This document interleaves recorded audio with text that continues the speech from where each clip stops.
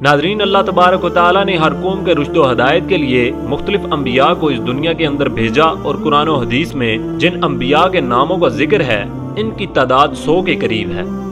जबकि अल्लाह तबारक व तआला ने तकरीबन 1,24,000 पैगम्बरों को इस दुनिया के अंदर मबूस फरमाया।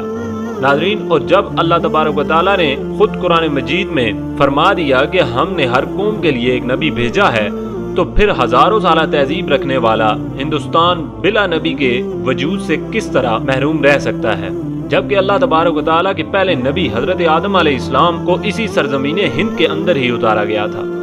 नाज़रीन, हिंदू दुनिया का वाहिद ऐसा मजहब है जिसकी मशहूर किताबों के अंदर एक खालिक और मालिक, जन्नत और दोज़ख और आखिरत का तस्वर मौजूद है। नाज़रीन, इसके अलावा सरवरे कायनात फ़ख्रे दो जहां नबी करीम सल्लल्लाहु अलैहि वसल्लम के बारे में भी वाज़ह पेशनगोइयाँ हिंदू मत की मशहूर किताबों के अंदर मौजूद हैं।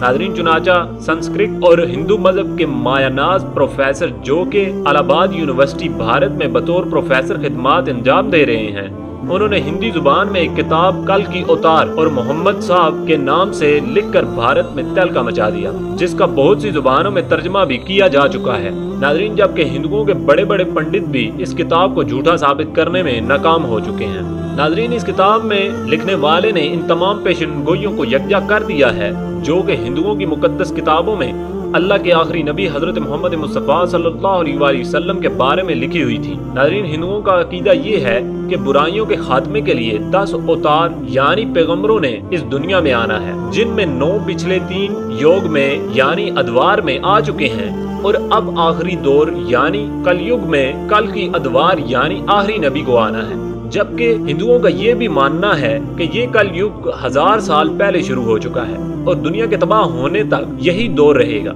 इसलिए हिंदू अब आखिरी कल की अवतार यानी आखिरी मसीहा के मुंतजिर हैं, जिसकी कब्र इनके तमाम मुकद्दस किताबों में दिखाई गई है। नाज़रीन, हिंदुओं की जानी मानी किताब भगवत कुरान में लिखा है कि करीब यानी आखिरी दौर का एक बड़ा हिस्सा गुजर चुका है और यही वो दौर है कि जिसमें भगवान ने आखिरी और ताकतवर अवतार को भेजना है। नाज़रीन, ये याद रहे कि पैगंबर और अवतार एक हम माना अल्फाज हैं, जिसका तस्वर हिंदू मजहब में मौजूद है। नाज़रीन, भगवत कुरान के अशरोग में कल की अवतार यानी आखिरी नबी की जाए पैदाइश, खानदान और वालिद के बारे में कुछ यूं लिखा है कि वो कल के विष्णु यश के घर शंबल के मुकाम पे बड़े पर्वत के खानदान में पैदा होगा। प्यारे दोस्तों, इस पेशनगोई के मुताबिक कल की अवतार यानी आखिरी नबी जहां पैदा होंगे इसका नाम शंबल होगा। और डॉक्टर वहद प्रकाश अपनी शोहरत याफ्ता किताब कल की अवतार और मोहम्मद साहब के सफ़ा नंबर 29 पर लिखते हैं कि संस्कृत जुबान में लफ्ज शंबल को 3 मानों में लिखा गया है।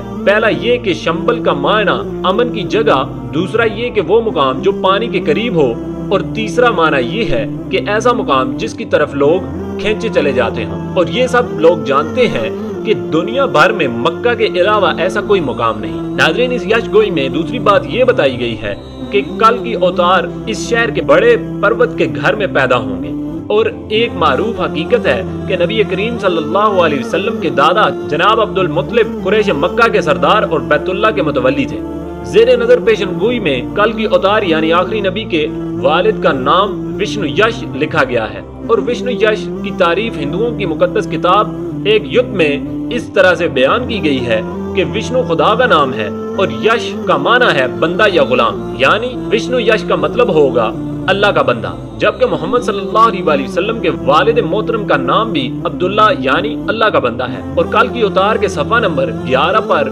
कल की अवतार यानी आखिरी नबी सल्लल्लाहु अलैहि वसल्लम की वालदा का नाम सोमती लिखा गया है। और संस्कृत में इसके माना पूरा अमन या अमन वाली के हैं। जबकि नबी करीम सल्लल्लाहु अलैहि वसल्लम की वालदा का नाम भी आमना यानी अमन वाली था।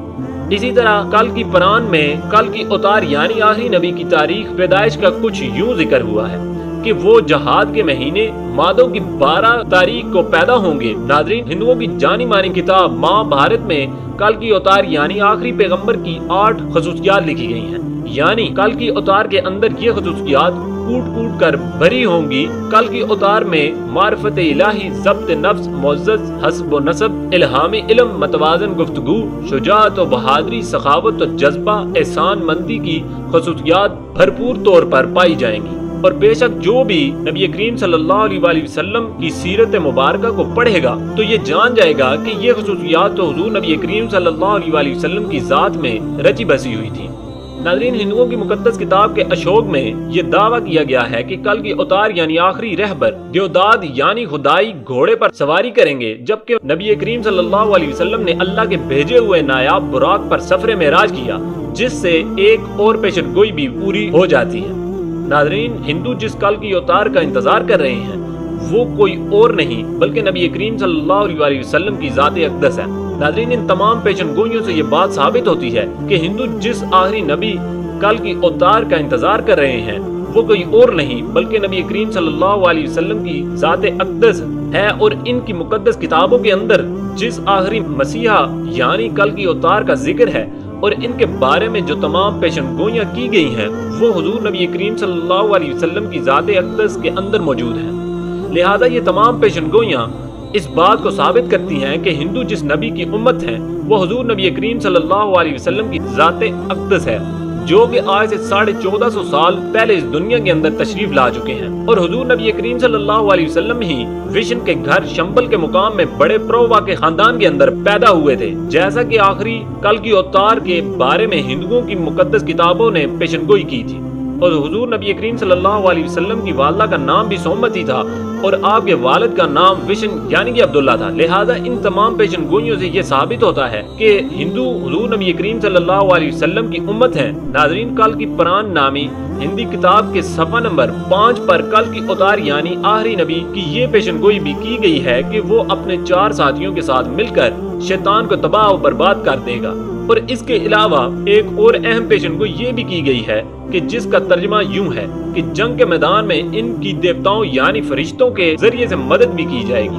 جبکہ ہندو مذہب میں فرشتوں کے لیے دیوتا کا لفظ عام استعمال کیا جاتا ہے۔ ناظرین، اب اگر دیکھا جائے تو ان تمام پیشن گوئیوں سے یہ ثابت ہوتا ہے کہ ہندو جس آخری کل کی اوتار کا انتظار کر رہے ہیں وہ نبی کریم صلی اللہ علیہ وسلم کی ذات ہی ہے، کیونکہ نبی کریم صلی اللہ علیہ وسلم کی فرشتوں کے ذریعے سے مختلف غزوات میں مدد کی گئی، جس کا ذکر قرآن کریم میں بھی موجود ہے۔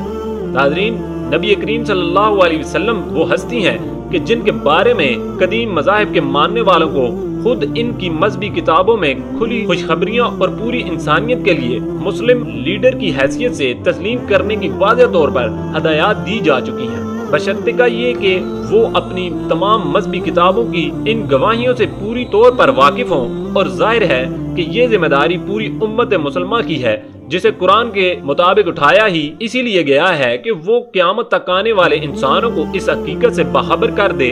کہ نبی کریم صلی اللہ علیہ وسلم ہی وہی ہستی ہیں کہ جن کی آمد کی خبریں تمام انبیاء دیتے رہے ہیں، اور تمام مذاہب بشمول ہندو مذہب کے مقدس کتابوں میں ان کی آمد کی پیشن گوئیاں صاف الفاظ میں درج ہیں۔ ناظرین، ہندوؤں کی مقدس کتابیں جس کل کی اوتار یعنی آخری پیغمبر کی دہائی دے رہی ہیں وہ کوئی اور نہیں بلکہ نبی کریم صلی اللہ علیہ وسلم کی ذات ہے، جن کی آمد کے بعد اب کسی نبی، رسول اور رہبر کو کبھی بھی نہیں آنا۔ لہذا ہندوؤں کی مقدس کتابوں سے یہ ثابت ہو رہا ہے کہ ہندو آخری نبی حضرت محمد مصطفیٰ صلی اللہ علیہ وسلم کی امت ہیں۔ ناظرین، اور اب نجات اسی میں ہے کہ نبی کریم صلی اللہ علیہ وسلم اور ان کے پیغام کو دل و جان سے مان لیا جائے۔ ناظرین، آپ کو یہ بھی بتاتے چلیں کہ تمام انسان بشمول یہود، ہنود اور ہندو یہ سب حضور نبی کریم صلی اللہ علیہ وسلم کی امت ہی کے اندر داخل ہیں، البتہ جنہوں نے حضور نبی کریم صلی اللہ علیہ وسلم کو نبی مان کر آپ کی تمام باتوں کی تصدیق کی اور کلمہ طیبہ کا اقرار کیا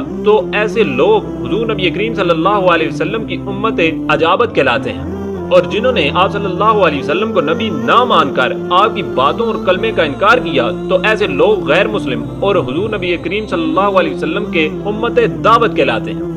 لہذا اس ذریعے سے ہندو حضور نبی کریم صلی اللہ علیہ وسلم کی امت دعوت کے اندر داخل ہے کہ ان کو حضور نبی کریم صلی اللہ علیہ وسلم کا پیغام حق اور دعوت پہنچ چکی ہے، اور خود ان کی کتابیں بھی حضور نبی کریم صلی اللہ علیہ وسلم کی ذات اقدس کی تصدیق کر رہی ہیں کہ تم لوگ حضور نبی کریم صلی اللہ علیہ وسلم کی امت ہو۔ اللہ تبارک و تعالیٰ سے دعا ہے کہ اللہ تبارک و تعالیٰ ہندوؤں کو ہدایت نصیب فرمائے اور حضور نبی کریم صلی اللہ علیہ وسلم کی غلامی کا دامن تھامنے کی توفیق عطا فرمائے۔ नाज़रीन, उम्मीद करता हूँ कि आपको हमारी आज की वीडियो अच्छी लगी होगी। हमारी वीडियो को ज़्यादा से ज़्यादा लाइक और शेयर करें, हमारे चैनल को सब्सक्राइब करें ताकि हर नई आने वाली वीडियो आपको मौसूल हो सके। फी इमानिल्लाह।